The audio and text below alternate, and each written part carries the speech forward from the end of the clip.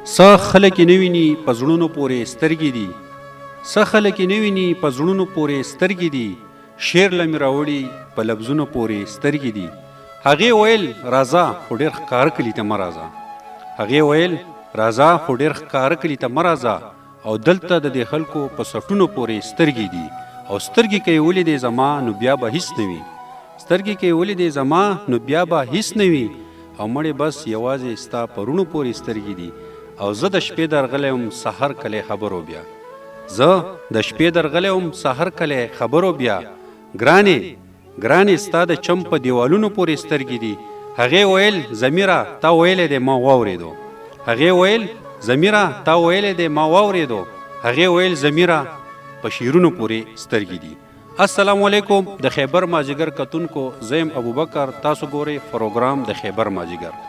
د خیبر مازدیګر نن مینګوري ته راغلی دی، چېرته چې زموږ ګران رور تکړه شاعر بلال لوهار صاحب اوسیږي.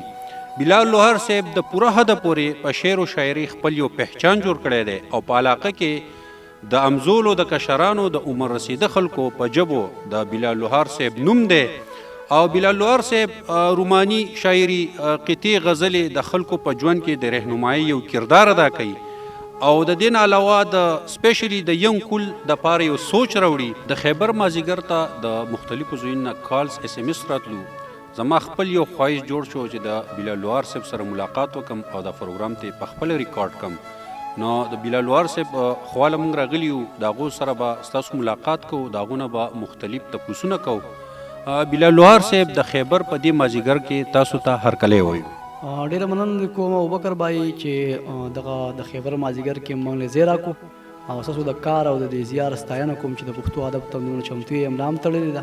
نو ډېره زیاته مننه چې موږ له وخت راکړو. بلال لوهار صاحب د شاعرۍ په دې میدان کې تاسو قدم د کله نه ایښودی؟ د 2017 نه ما باقاعده شاعري شروع کړې ده. بلال لوهار صاحب معلومه ده چې شاعر چې دی د هغه دپاره شاعري د هغه خوراک دی، او کوم ځای کې چې قطعې غزلي شاعري او محفل هلته د شاعرانو ژوند وي. کله چې دا محفلونه نه وي د شاعر ژوند نیمګړی وي، نو د دې شاته څه راز کیدی شي، څه وجه ده؟ نو اصل کې تاسو ته خپل د شاعر چې دا ډېر حساسي او هر یو څیز چې هغه په خپل ماحول کې پای، نو شاعر هم داسې ماحول پکاري چې هغه داسې ځای کې چې هلته کې ماحول وي او دغه د ادب یو دنیا آباد وي، نو په دغه ځای کې د هغه ژوند چې دا ډېر ښه تېرېږي. نو هم دغه وجه شاعران داسې ځایونو کې زیاته ناسته پاسته چې دا خوښوي. بس د خیبر مازدیګر یو مختصر غونډې پروګرام دی، د خیبر مازدیګر تاسو له راغلی دی، نو مینوالو ته به څه ډالۍ کوئ؟ څه شعرونه قطعې به هم درسره شریکې کړم، بیا که ستاسو څه غوښتنه وي هغه به درته پوره کړم، او په آخر کې به سره غزل هم شریک کړم. جی مننه، ارشاد. ما ورته ډېر نصیحتونه وکړل خو د گزار نه بغیر چرته کېده، ما ورته ډېر نصیحتونه وکړل خو د گزار نه بغیر چرته کېده. ما ته ښه پته وه چې ښه ورانېږي، ما ته ښه پته وه چې ښه ورانېږي، خو د اظهار نه بغیر چرته کېده. مننه. ما ته ښه پته وه چې ښه ورانېږي، خو د اظهار نه بغیر چرته کېده. د یار دیدنو دا څه ټوکې نه وي، د یار دیدنو دا څه ټوکې نه وي، د انتظار نه بغیر چرته کېده. مننه. بس څو قطعې سره شریکومه چې د ناپوهۍ دپاره هر قسم نقصې لرمه، د ناپوهۍ دپاره هر قسم نقصې لرمه، پوهه چې ځان ناپوهه کوي بیا د ویشتو قابلي، چې په زړګي کې ورله چل له اوسېدو نه ورځي، بیا هغه خلک د زړګي نه د ویستو قابلي. مننه. او یو قطعه شریکوم، بیا به غزل ویمه چې خپل جانان د رقیب خوا کې ویني، سړی که مړ نه شي ژوندی هم نه وي، چې خپل جانان د رقیب خوا کې ویني، سړی که مړ نه شي ژوندی هم نه وي، او لوهار که پایي په یارانو پایي، که دغه نه وي نو بیا دی هم نه وي. ډېره مننه. بس دغه غزل ټولو د خیبر مازدیګر مینوال ته ډالۍ وي چې زما خیالونه او فکرونه عجیبه شانتي دي، زما خیالونه او فکرونه عجیبه شانتي دي، خو وخت ستا دا رواجونه عجیبه شانتي دي. زه خو دا نه یم چې زما یو کردار صحیح دی، زه خو دا نه یم چې زما یو کردار صحیح دی، خو د یارانو ګمانونه عجیبه شانتي دي. مننه. زه خو دا نه یم چې زما یو کردار صحیح دی، خو د یارانو ګمانونه عجیبه شانتي دي. زه چې تش لاس کې راواخلم کافر شم پې، خو ستا په لاس کې ډک جامونه عجیبه شانتي دي. مننه.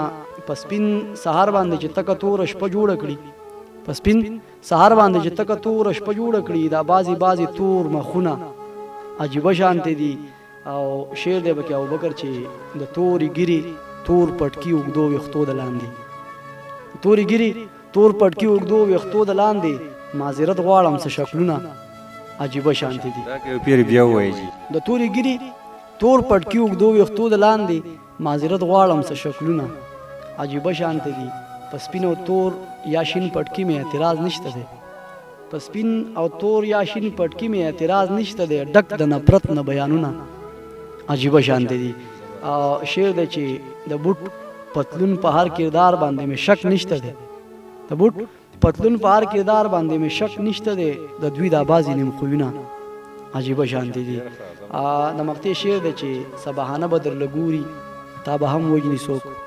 سبحانه به درله ګوري تا به هم وجني څوک لوهاره ستا دا څه شعرونه عجیبه شانتې دي زبردست بلال وار صاحب ډیر زبردست کتونکي تاسو ګوري خو مایکه د شلتالو هغه قطعه تاسو لږه شعر کې هغه ډیره زبردست ده مینوال هغه داسې ده چې زه د کاسو د جامونو تږې تراله یو ګوټ په پیالۍ کې راکې او خلک یارانو له سرونه ورکوي ته شلتالو ماله یارۍ کې راکې ډېره مننه بلال وار صاحب که یو قطعه را سره بله شریکه کې یو د مینوالي وګوري بس شعرونه به درته نور ووایم چې که د رقیب سره یاري کوي نو بد به کوي که د رقیب سره یاري کوي نو بد به کوي یار که زما سره ټګي کوي نو بد به کوي مننه که بندګي ده د خدای حق دی چې هغه ته وشي که بندګي ده د خدای حق دی چې هغه ته وشي که څوک بنده ته بندګي کوي نو بد به کوي او لوی د خدای جامه د ښکلي پکې ځان رانغاړي لوی د خدای جامه د ښکلي پکې ځان رانغاړي